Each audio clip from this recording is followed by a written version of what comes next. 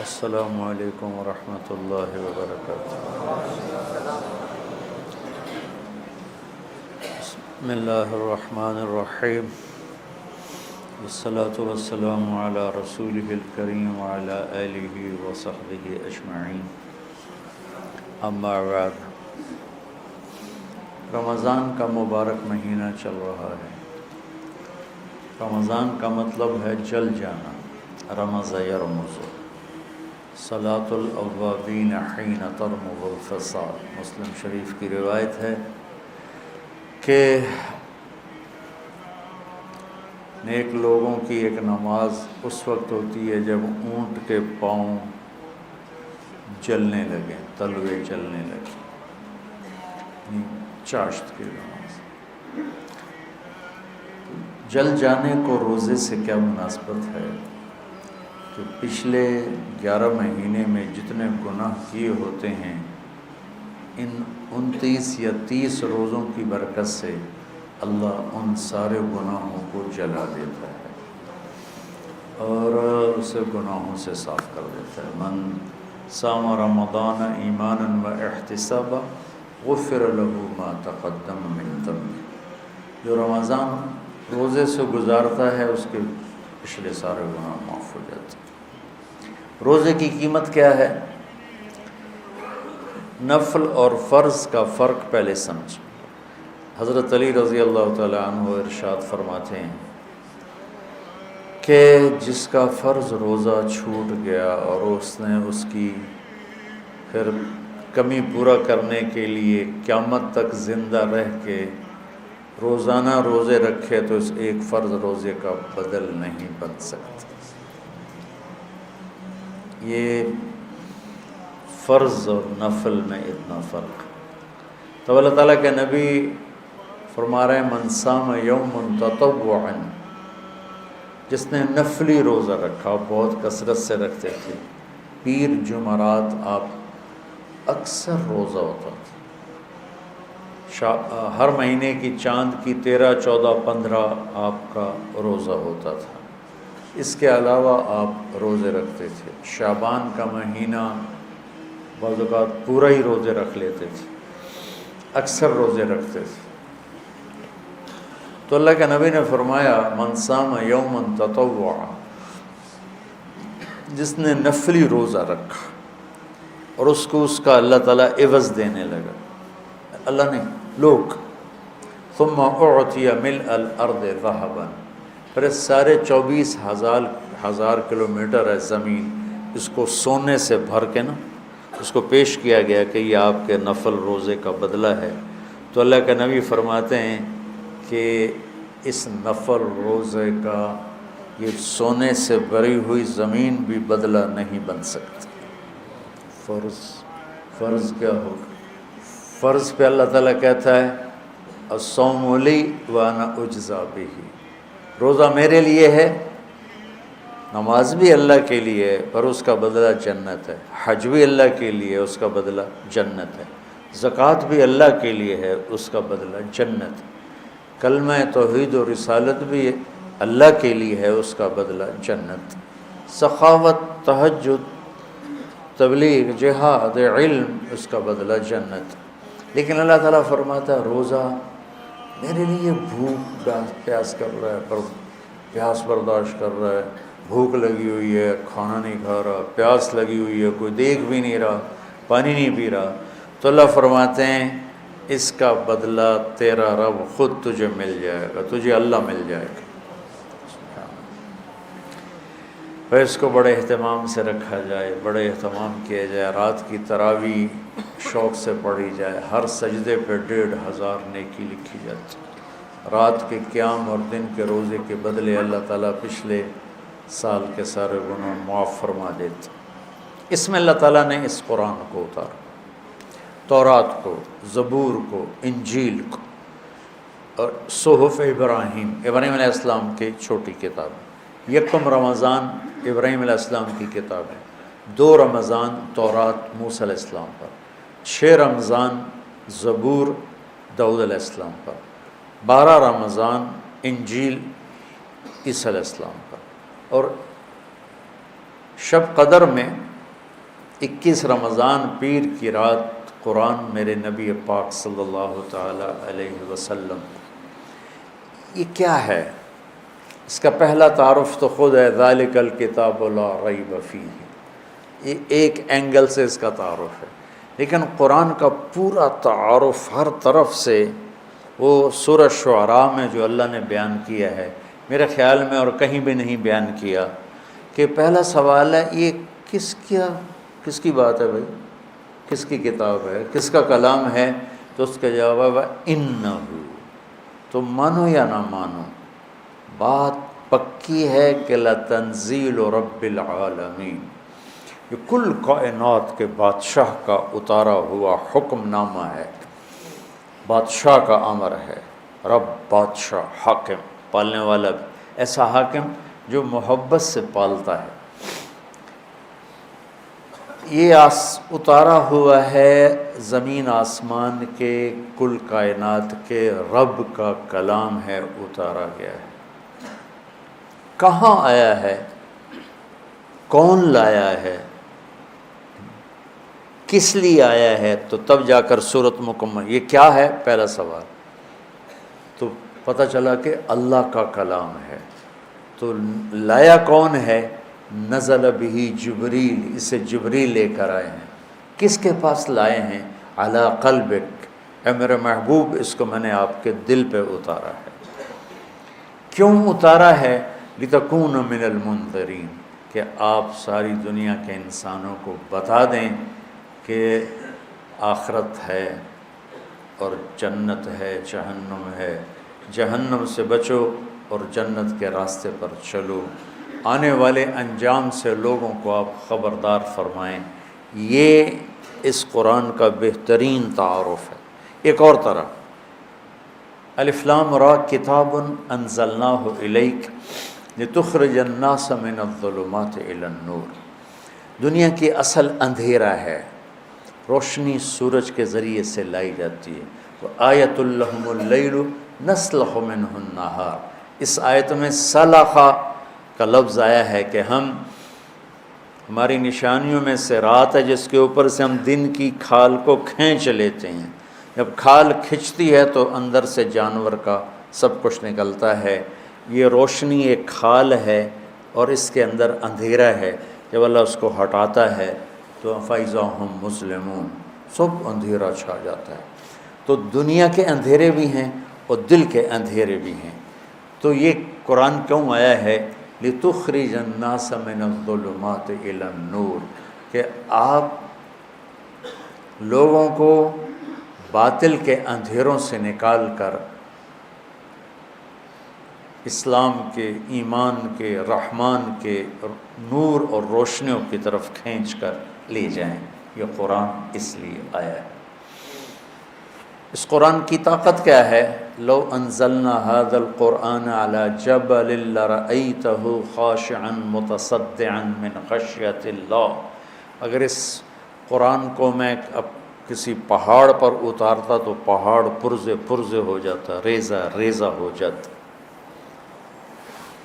پہاڑ تو چھوٹی سی چیز ہے، اللہ نے قرآن کو الف با تا سا میں بند کر کے لوح محفوظ پہ لکھوایا، اللہ کے نبی کے دل پر اس طرح اتارا جیسے اس کے اپنی ذات سے نکلا، اگر اللہ لوح محفوظ پہ قرآن کو اس طرح اتارتا جیسے ہمارے نبی کے دل پر اتارا ہے، براہ راست اپنی ذات سے نکلا ہوا، تو لوح محفوظ کی لمبائی چوڑائی اللہ کے سوا کوئی نہیں جانتا، لوح محفوظ کے پرزے پرزے ہو جاتے، اور میرے نبی کا سینہ اور دل کتنا طاقتور ہے کہ سارے قرآن کو اپنے اندر لے لیا، لیکن اتنی اس کی طاقت تھی کہ آپ بے ہوش ہو جاتے تھے اور آپ پر غشی طاری ہو جاتی تھی، نیم غشی ہوتی تھی، آدھے ہوش آدھے بے ہوش، اور سردی میں بھی پسینہ پسینہ ہو جاتا۔ ایک دفعہ آپ پر وحی آئی اور آپ اونٹنی پر تھے، اونٹنی وحی کے بوجھ سے زمین پر بیٹھ گئی، زید بن ثابت کی ران پہ سر رکھ کے آپ لیٹے ہوئے تھے، وحی اتری، تو زید بن ثابت کہتے ہیں مجھے لگا میری ران ٹوٹ جائے گی، میرے پٹ کی ہڈی ٹوٹ جائے گی، اتنا پریشر آیا۔ تو اللہ تعالیٰ نے اس کو ہدایت کے لیے، چونکہ ہم نہیں جانتے زندگی کیسے گزارنی، زندگی گزارنے کے طریقہ بتانے کے لیے قرآن آیا، وہ طریقہ جس پر چل کر عورتیں، مرد، کالے گورے سکھ کی زندگی دنیا میں گزاریں اور اللہ کی رضا اور جنت والی زندگی آخرت میں گزاریں۔ ان ھذا القرآن یہدی للتی ہی اقوم، یہی وہ قرآن ہے جو صحیح سیدھا راستہ بتاتا ہے، اور کوئی چیز نہیں جو ہمیں سیدھا راستہ بتائے۔ تبدیل ہو سکتا ہے، انہ لقول فصل، یہ فیصلہ کن ہے، وما هو بالحزل، یہ آگے پیچھے ہونے والا نہیں ہے، کوئی مذاق نہیں ہے۔ وتمت کلمۃ ربک صدقا وعدلا لا مبدل لکلمات، کوئی کائنات کی طاقت قرآن کو تبدیل نہیں کر سکتی۔ لا تبدیل لکلمات اللہ، اللہ تعالیٰ کے کلمات کو کوئی تبدیل نہیں کر سکتا، یہ اس کی طاقت بتا رہا ہوں۔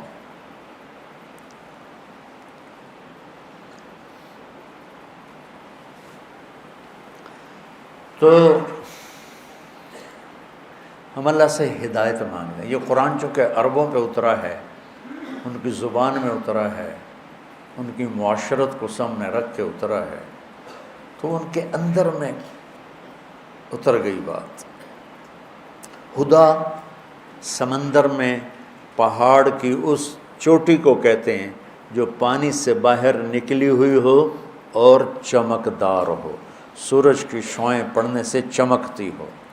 اس زمانے میں کمپیوٹر نہیں، مشین نہیں، بادبان کشتی ہیں، رات کو سفر کرتے تھے تاروں کو دیکھ کر، تاروں کی مدد سے سمت طے کرتے تھے، یہ مشرق ہے مغرب ہے۔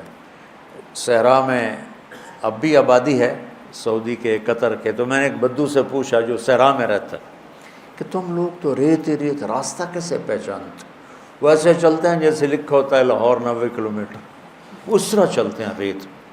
تو کہا ہم ستاروں کا علم جانتے ہیں، ہم ستاروں کو دیکھ کے چلتے، پر دن میں وہ اتنا ہمارے اندر ہوتا ہے کہ ہم اس کے مطابق چلتے رہتے۔ رات کو چلتے تھے ستاروں کو دیکھ کر، اور دن میں چلتے تھے ان روشن چوٹیوں کو دیکھ کر کہ یہ جگہ جگہ تھیں، اور انہوں نے ان کو متعین کیا تھا، یہاں سے جدے مڑنا ہے، یہاں سے یمبو مڑنا ہے، یہاں سے عدن مڑنا ہے، یہاں سے عقبہ مڑنا ہے۔ تو وہ ان نشانیوں کو اگر کھو دیتے تھے تو بھٹک جاتے تھے، اور اس زمانے میں کوئی مواصلات نہیں تھے کہ بھئی ہم بھٹک گئے ہماری مدد کو پہنچو، ایسا تو پھر وہ کشتیاں برباد ہو جاتی تھیں۔ تو ہدا یہ زندگی کے سمندر میں وہ روشن چٹان ہے جو انسانی کشتیوں کو راستہ دکھاتی ہے کہ یہ روشن چٹان ہے اور یہ زندگی کا سمندر ہے، اور یہ طارق جمیل ایک کشتی ہے اور اس سے راستے کی تلاش ہے۔ تو اللہ کہتا ہے اس چٹان کو سامنے رکھ، یہاں سے تیرا راستہ دنیا کی عزتوں کو بھی جاتا ہے اور آگے جنت کو بھی جاتا ہے۔ وہ کیا ہے؟ یہ ہے وہ کتاب، ہدن للمتقین۔ سورہ فاتحہ میں ہم نے کہا یا اللہ ہمیں وہ چٹان دکھا، یہ عربوں کے معاشرت کے لحاظ سے ترجمہ کر رہا ہوں، ویسے تو ہدایت ہے سیدھے راستے کی رہنمائی فرمانا، پیار کے ساتھ، نرمی کے ساتھ۔ اوے نماز پڑھ، یہ بھی ہدایت کا راستہ، میرے بھائی آپ نماز ادا فرما لیں۔ تو یہ ہدایت، پہلی ہدایت نہیں، پہلا سوٹا ہے، دوسری ہدایت کا راستہ دکھانا ہے پیار محبت سے۔ تو ماں باپ بھی جب سمجھاتے ہیں تو ڈانٹ ڈپٹ کے، ہمارے استاد قاری بھی جب سمجھاتے ہیں تو ماشاءاللہ ڈنڈے مار مار کے، ڈنڈے میں بھی تیل لایا ہوں چنگی طرح ٹک کے پوے۔ میں نے طالب صاحب جو ہمارے سبنڈ تھے سینٹرل ماڈل اسکول میں، سب سے زیادہ میں نے ان کی مار کھائی، وہ ایسے ٹکا کے مارتے تھے نا، ایک ہاتھ یہاں رکھتے تھے اور اتنا بڑا ہوتا تھا سیف جس میں وہ سوٹی پڑی ہوتی تھی۔ اور خالد میلہ میرا جگری یار، 55 سال سے میری اس کے ذمہ ہوتا تھا ڈنڈا نکال کے لانا، تو ڈنڈا لانے والا میرا یار ہوتا تھا، اور وہ ایسے اندر اتر جاتا تھا وہ ڈنڈا، اور ہماری ہائے ہائے ہوتی تھی۔ لیکن وہ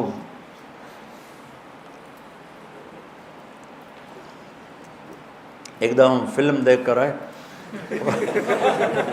میں اور جاوید نذیر مرحوم فوت ہو گیا، تو وہ تھوڑا آگے تھا، وہ بھاگا بھاگا جا کے بستر پہ لیٹ گیا الٹا ہو کے کہ میں تو ستا پیا، میں تھوڑا پیچھے تھا تو میں برآمدے میں ہی پکڑا گیا، مجھے جم مارا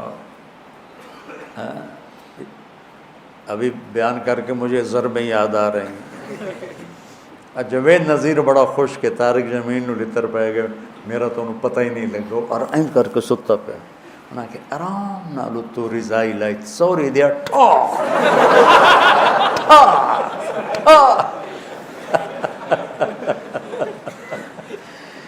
یہ بہت غلط طریقہ ہے، بہت غلط طریقہ، پتہ نہیں کہاں سے آ گیا۔ دینی مدرسوں کا بھی یہی حال ہے، اور یہ اسکولوں کا بھی یہی حال ہے، اور ماں باپ کا بھی یہی حال ہے کہ ماں باپ اپنی بات اتارنا چاہتے ہیں ڈنڈے کے ساتھ، شدت کے ساتھ، سختی کے ساتھ۔ کئی دفعہ میرے پاس معصوم بچیاں بچے جو وہ میرے نمبر، میرا پرچہ اچھا نہیں ہوا، اب میرے نمبر تھوڑے آئیں گے، میرے ماں باپ مجھے بونڈ ڈانٹیں گے، میں کیا کروں؟ میں نے کہا پتر میں کی کروں، کوئی دم درود پڑا، کوئی تو تعویذ دے ماں۔ وہ نادان ماں باپ ہیں جو بچوں کو کم نمبر آنے پہ ڈانٹتے ہیں۔ ان والدین نے اپنی سب سے قیمتی دولت برباد کر دی، اے پر، بی پر، سی پر۔ اس کو تعلیم تھوڑا ہی کہتے ہیں، تعلیم تو سمجھ کا نام ہے، رٹا لگا کے پڑھ لینے کا نام تو تعلیم نہیں ہے۔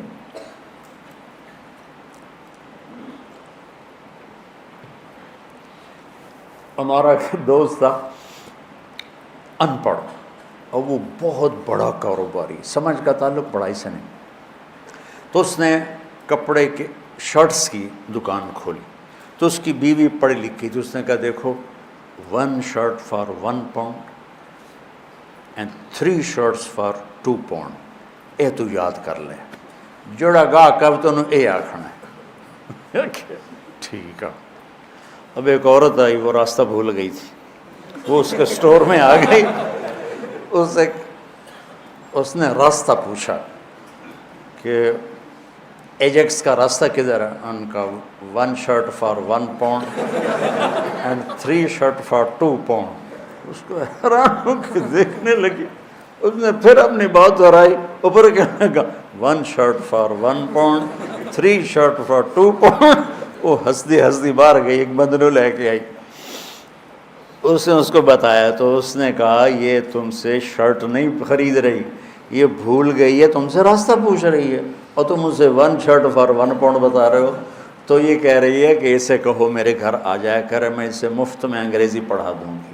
تو ہمارے جو آج کل کے والدین ہیں نا، وہ ایسی تعلیم کے پیچھے ڈنڈے اٹھا کے کھڑے ہوئے ہیں کہ بس تیرا اتنے اے آنے چاہیے، اے آنا، اچھے انسان بنے، رزق یہاں لکھا ہے، ڈگریوں پہ نہیں لکھا ہو۔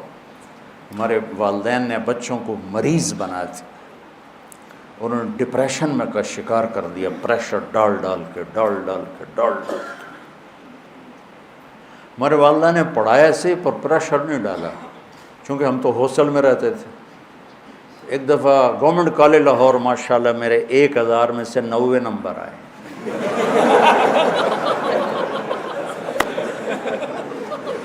مجھے کوئی پرواہ نہیں تھی، وہ تھا کالج کا امتحان، مطلب اوپر بورڈ کا نہیں تھا، کالج کا امتحان تھا، تو وہ بھی ایک بڑی عزت ہوتا ہے۔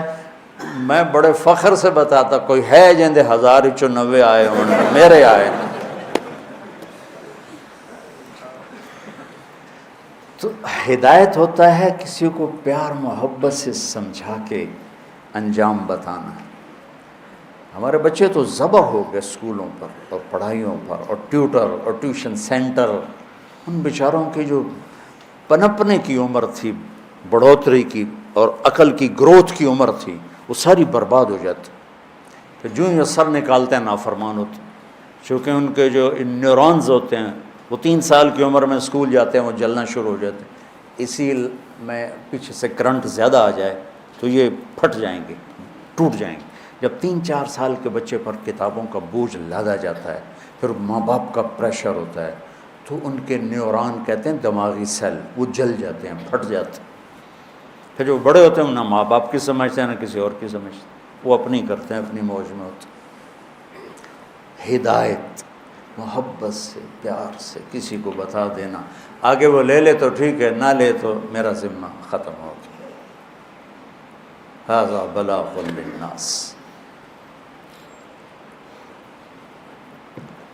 وہ روشن چٹان جو انسانوں کو راستہ دکھاتی ہے، پانی کے سمندر میں اور منزل کا پتہ بتاتی ہے، زندگی کے سمندر میں انسانی کشتیوں کے لیے قرآن وہ چٹان ہے جو انہیں زندگی کا پتہ بتاتا ہے، آخرت کا پتہ بتاتا ہے اور صحیح منزل تک پہنچا دیتا ہے۔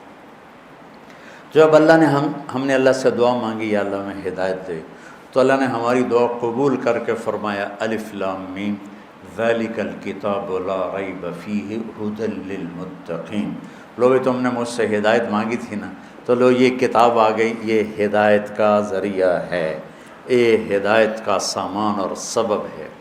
اور یہ ذالک الکتاب لا ریب فیہ میں ایسا دعویٰ ہے جو کائنات میں نہ کوئی کر سکتا ہے، نہ کرے گا، نہ کسی کے بس میں ہے سوائے اللہ کے۔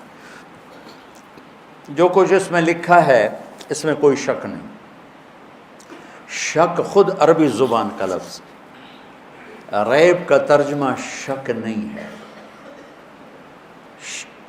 شک کسے کہتے ہیں کہ ایک آدمی وہاں وہ ملت روڈ پہ کھڑا ہے، اس کو پتہ ہی نہیں کہ مدرسہ حسنین کدھر ہے، تو کبھی ادھر دیکھتا ہے کبھی ادھر دیکھتا ہے، کبھی کہتا ہے یہ راستہ جاتا ہے، کبھی کہتا ہے یہ گلی جاتی ہے۔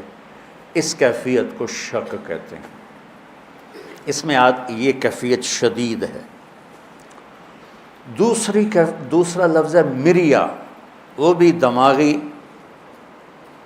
شک والی کیفیت ہوتی ہے، لیکن شک سے ذرا ہلکی ہوتی ہے کہ وہ اس کو تھوڑا گمان ہو جاتا ہے کہ یہ جو ڈبل روڈ جا رہا ہے نا، یہ جا رہا ہے مدرسہ حسنین کو، اور ہو سکتا ہے یہ بھی ہو، لیکن مجھے لگتا ہے یہ ہے، اس طرح ہو گیا۔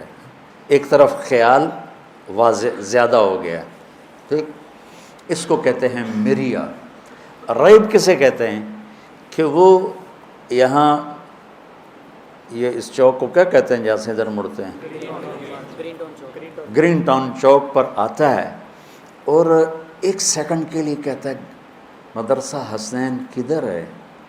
اب یہ کدھر ہے بھی پورا نہیں ہوا کہ اس کی نظر پڑ جاتی ہے ہمارے بورڈ پر مدرسہ حسنین، وہ کدھر، وہ یہ بھی زیادہ ہے، یہ بھی زیادہ ٹائم ہے۔ ایک لمحے کے تردد کو عربی میں ریب کہتے ہیں۔ ایک لمحے کی ابتدا میں تھوڑا تردد اور اسی لمحے کے آخر میں وہ تردد ختم ہو گیا، اسے عربی میں ریب کہتے ہیں۔ تو وہ شہنشاہ کہہ رہا ہے وہ میرے بیوقوف بندو، وہ میرے پیارے بندو، اللہ تعالیٰ لاڈ سے پکارتا ہے، کبھی ڈانٹ کے پکارتا ہے، وہ میرے بندو میری کتاب میں تو ریب بھی نہیں ہے کہ ایک کھٹک ٹک ٹک بھی زیادہ ہے، اتنی دیر کا بھی کھٹکا نہیں ہے، تو میری شک اس میں کہاں آئے گا؟ جو اتنی طاقتور کتاب ہو تم اسے چھوڑ کے لوگوں کے پیچھے بھاگ رہے ہو، کتنے بے وقوف۔ الف لام میم ذالک الکتاب، ذالک عظیم الشان کتاب، لا ریب فیہ کا ترجمہ سمجھ میں؟ قرآن سے فائدہ اٹھانے کے لیے پہلے لا ریب کا علم لینا پڑے گا، کہ قرآن کی بات سامنے آئے تو زبان کہے لا ریب۔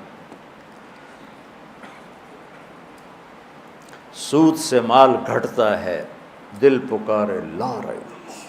صدقہ سے مال بڑھتا ہے، دل پکارے لا ریب۔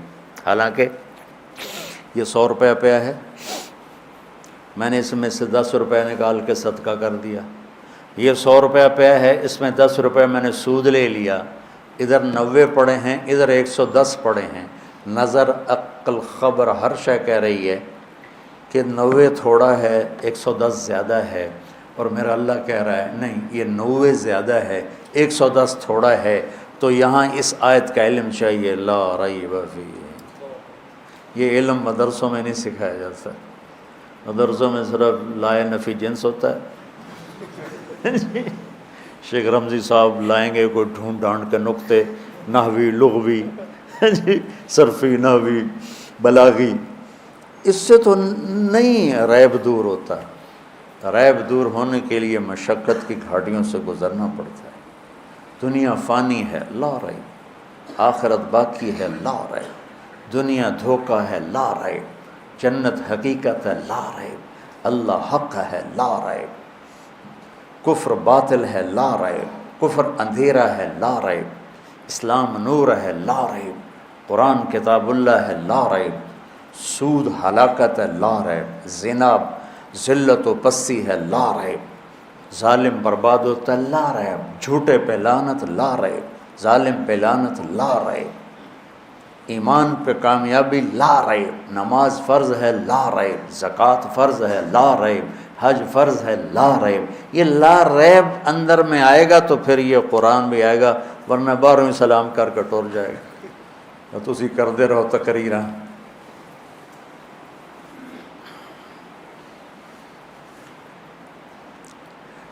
فیضی کا نام سنا ہے؟ اچھا، ناشتہ والا فیضی. بڑا علم ہے آپ لوگوں کا، ماشاءاللہ. ہمارے اتنا علم، واہ. اکبر کو گمراہ کرنے والے 3 آدمی تھے. ایک ملا مبارک عالم دین، اور اس کے 2 بیٹے ابو الفضل اور فیضی. ان تینوں نے اکبر کو تباہ و برباد کر کے مرتد بنا دیا، اور خود بھی مرتد ہو کے مر گئے. فیضی نے قرآن کی تفسیر لکھی بغیر نقطے کے حروف کے ساتھ.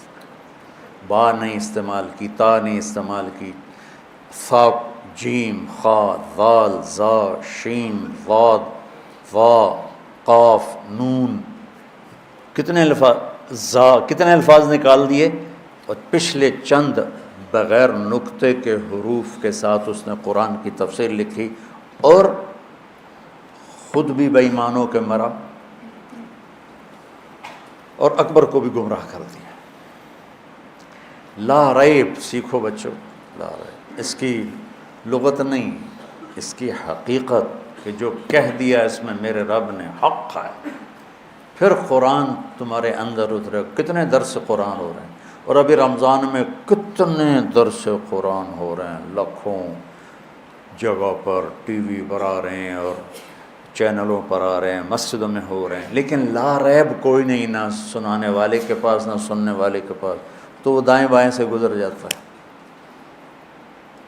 جھوٹے پر لعنت، لا ریب یہ کہنا تھا. وہ کہتا جی جھوٹ کے بغیر پھر کام نہیں چلتا. وہ لا ریب کتنے گیا؟ سچوں کے ساتھ اللہ ہے، لا ریب. وہ جی سچ سے تو کام ہی نہیں چل سکتا. یہ تو میں مثال دے رہا ہوں کہ ہم قرآن سے نفع کیوں نہیں اٹھا رہے. تم ہمارے بچے ہو، جھوٹ بول کے چھٹی نہیں لے لیے تو، حالانکہ تم قرآن پڑھ رہے ہوتے. کبھی چاچا بیمار کر دیتے ہو، کبھی دادی بیمار کر دیتے ہو، کبھی اماں. ایک یہاں تھا بچہ، اس نے کوئی 10 دفعہ دادی کو مارا، پھر آخر کار چلا ہی گیا بیچارہ. تو قرآن پڑھنے والے آرام سے جھوٹ بول رہے ہیں کہ لا ریب کا علم نہیں. لغوی علم تو حاصل کر لیا ہے، یہ لا نفی جنس ہے، ریب اس کا اسم ہے، فی اس کی خبر ہے. لیکن ریب ایک کیفیت کا نام ہے، کوئی دل سے نکل کر ٹھک جائے تو قرآن آپ پر کھلے گا، اور آپ کے دل کے سارے پردے ہٹا کر آپ کے دل کو اللہ کا عرش بنا دے گا. تو سب سے پہلا علم جو سیکھنے کا ہے وہ لا ریب ہے. ذالک الکتاب لا ریب فیہ.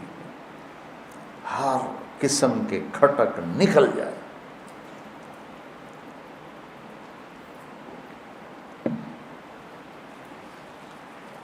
جب آپ نے کہا میں معراج پہ گیا، بیت المقدس گیا، او ہنسا مچ گیا، اور سارے لوگ ہنس کے دورے ہو رہے، اور ایک آدمی بھاگا بھاگا بھاگا بھاگا آیا ابو بکر رضی اللہ تعالیٰ عنہ کے پاس. ابو بکر. ایک آدمی اگر یوں کہے کہ میں رات کو بیت المقدس گیا، راتوں رات واپس آ گیا، آسمانوں پہ گیا، مانو گے؟ تو انہوں نے فرمایا کس نے کہا ہے؟ کہ تیرے ساتھی نے کہا، پھر مانتا ہوں۔ تو میرے نبی نے آپ کو صدیق کا ٹائٹل دیا، صدیق۔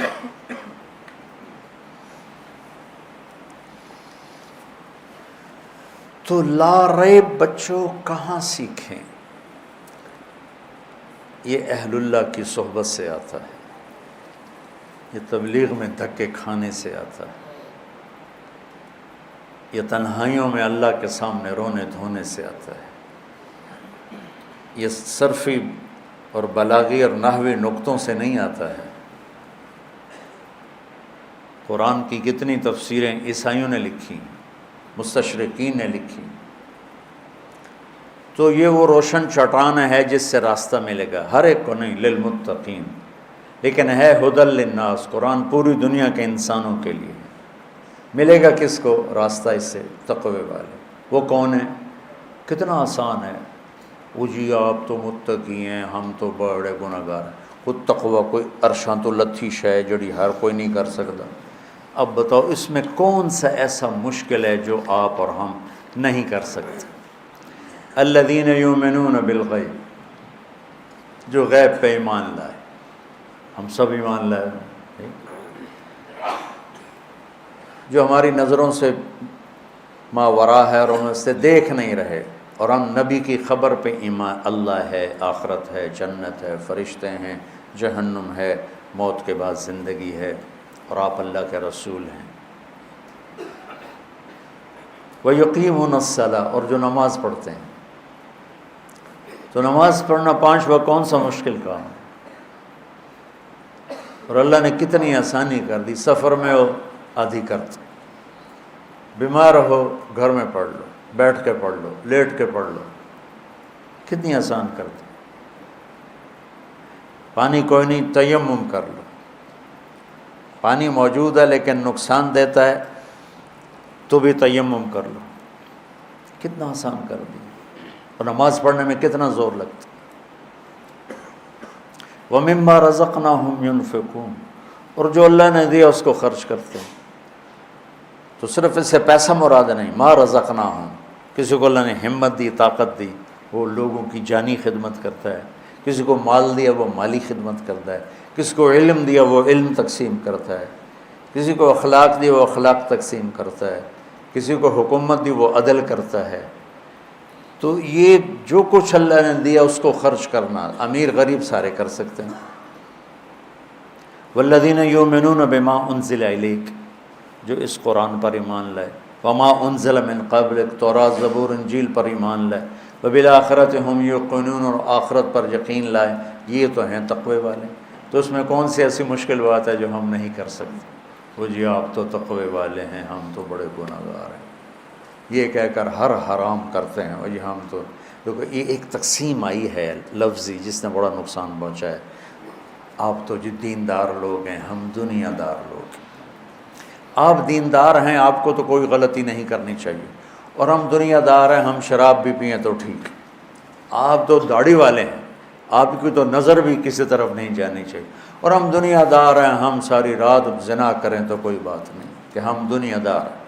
آپ دیندار ہیں، آپ کو دکان پہ غلط نہیں تولنا چاہیے، ہم دنیا دار ہیں، ہم ملاوٹ کریں، کھوٹ کریں، غلط تولیں، ہیرا پھیری کریں۔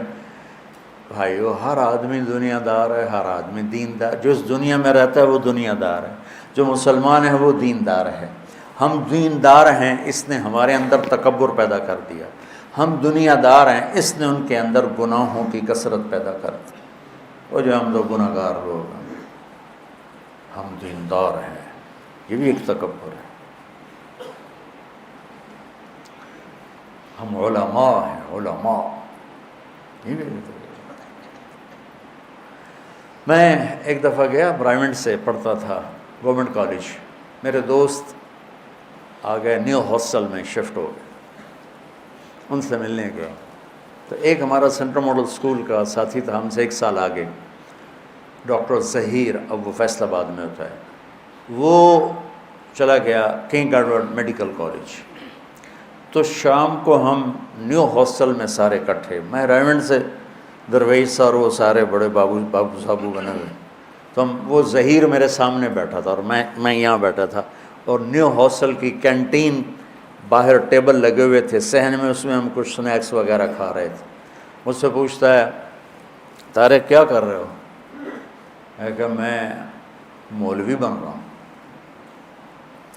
اچھا ہم اسکول سے اکٹھے تھے، وہ میرے گھر کو، خاندانی حالات کو اچھی طرح جانتا، لیکن مولوی کے لفظ کی جو حقارت تھی، وہ مجھ سے کہنے لگا تو روٹی کہاں سے کھاؤ گے؟ روٹی کہاں سے کھاؤ؟ ایسے بیٹھا تھا۔ میں نے کہا اللہ کھلائے گا۔ کہنے لگا اللہ آسمان سے پھینکے گا؟ بے تکلفی تھی نا تو میں نے کہا تو کہاں سے کھائے گا؟ اب دیکھو وہ یہاں بیٹھا ہوا تھا ایسے ٹیکے لگا، میں کہا تو کہاں سے کھائے گا؟ میں ڈاکٹر بن رہا ہوں۔ سمجھے کہ میں نے ڈاکٹری کھوائے گی۔ میں کہا تو ڈاکٹر بن کے کھا لے گا تو میں مولوی بن کے بھی کھا لوں گا۔ وہ چند دن پہلے مجھے ملا، کہا میرے بچے تو سارے تیرے فین ہیں، سارا دن تیرے بیان سنتے۔ اب اس میں کون سی مشکل بات ہے جو ہم سے نہیں ہو سکتی؟ بھائیو سب دیندار ہیں، سب دنیا دار ہیں، اس تقسیم کو توڑو کہ آپ تو دیندار ہیں۔ تو اب اس کے دو نقصان ہیں کہ وہ کہتا ہے کہ طارق جمیل سے تو خطا ہونی نہیں چاہیے، یہ دیندار ہے، اور طارق جمیل کہتا ہے میں بڑا سپر مین ہوں، میں دیندار ہوں۔ دوسرے کا تاثر غلط ہو گیا کہ یہ تو اب غلطی کر نہیں سکتا، اس نے پگڑی باندھ لی، اس نے داڑھی رکھ لی، اور اس نے ممبر پہ بیٹھ، یہ تو اب ہو گیا فرشتہ، یہ تو گناہ کر ہی نہیں سکتا۔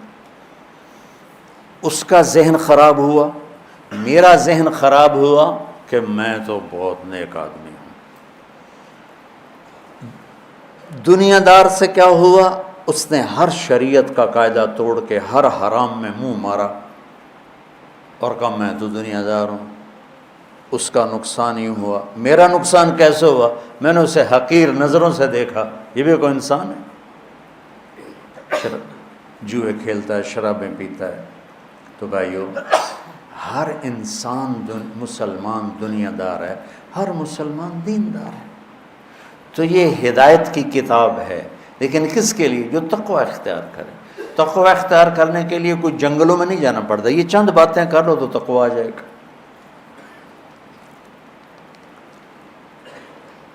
دیکھو ابو علی رحمۃ اللہ علیہ 6 صدی کے ایک عالم ہیں بغداد میں، وہ درس قرآن انہوں نے شروع کیا، سورہ بقرہ سے شروع کیا، 26 برس گزر گئے، سورہ بقرہ ختم نہیں ہوئی اور وہ مر گئے۔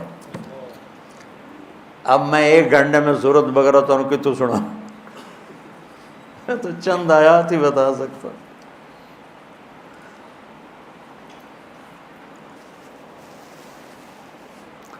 تو اس کے بعد ایک آیت میرے ذہن میں تھی کہ اللہ تعالیٰ فرما رہا ہے آگے کہ یا ایھا الناس اعبدوا ربکم الذی خلقکم والذین من قبلکم لعلکم تتقون الذی جعل لکم الارض فراشا والسماء بناء وانزل من السماء ماء فاخرج به من الثمرات رزقا لکم فلا تجعلوا للہ اندادا وانتم تعلمون۔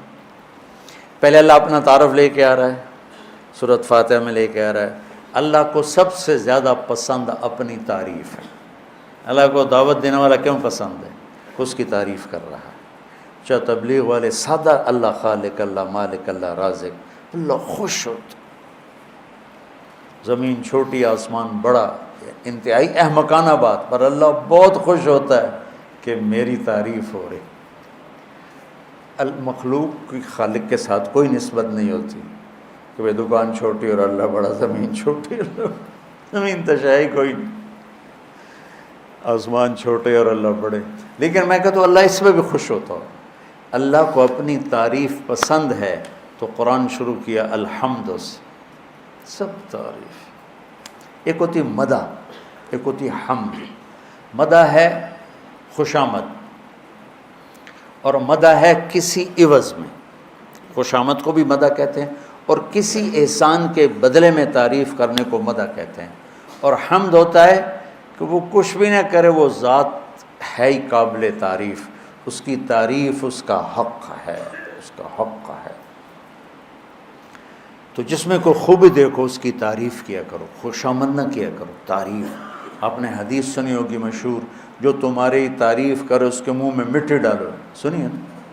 تعریف مراد نہیں ہے، خوشامد مراد۔ تو خوشامد آدمی کو تباہ کر دیتی، اور اس کی حوصلہ افزائی نہ کرنا بھی اس کو توڑ کے رکھ دیتی۔ اس لیے میرے نبی نے خود اپنے صحابہ کی تعریف کی۔ تو خوشامد ہمارے دینی حلقوں میں بھی ہے، تھوڑا سا کوئی دنیا کے لحاظ سے بڑا ہو جائے اس کی خوشامد، کوئی دین کے لحاظ سے بڑا ہو جائے اس کی خوشامد۔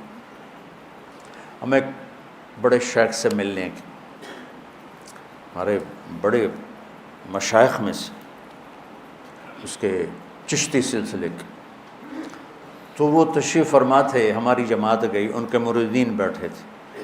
کہ میں آپ کو دیکھو آنکھوں دیکھا بتا رہا ہوں، سنا ہوا نہیں بتا رہا ہوں۔ تو پیر صاحب کچھ بولنے لگے، تو انہوں نے کہا ہوتا ہے بعض اوقات آدمی بات کرنے سے پہلے جیسے یہ گانے والے وہ راگ لاپتے ہیں تاکہ اس راگ پہ گانے کو لا سکے۔ تھوڑی تھوڑی میرے اس زمانے پرانے کی یادیں الو کی پٹھی آ جاتی ہیں۔ وہ فرمانے لگے ابھی انہوں نے اتنا ہی کیا تھا، تو مریدین کہنے لگے سبحان اللہ۔ میں نے اتنی مشکل سے اپنی ہنسی کو روکا، وہ کرما لیو کو پیر نو بولن تا دیو، خالی سبحان اللہ۔ یہ ہیں وہ پیر مرید جو پیروں کے بیڑے غرق کر دیتے۔ ہماری کوئی دنیا میں بڑا بن جائے، افسر بن جائے، بڑا ذمہ دار ہو، بڑا تاجر ہو، بس اس کو اتنا مکھن لگاتے ہیں کہ وہ بے وقوف سمجھتا ہے میرے تو بڑا افلاطون ہی دنیا اس کو۔ اور جو کوئی دین میں بڑا ہو جائے تو اس کو اتنا مکھن لگاتے ہیں وہ سمجھتا ہے آج کا جنید بغدادی میں ہی ہوں۔ تو یہ دھوکہ نہ دینا کسی کو۔ میں نے تعریف کرنے میں کبھی بخل نہیں کی، بچے میں، بڑے میں، بیٹے میں، نوکر میں، دوست میں، کسی میں اس کی کھل کے تعریف کر دو، اس کا حق۔ خوشامد نہیں کی زندگی بھر، اور تعریف میں بخل نہیں کیا، خوشامد کے قریب نہیں گیا، یہ منافقت ہے۔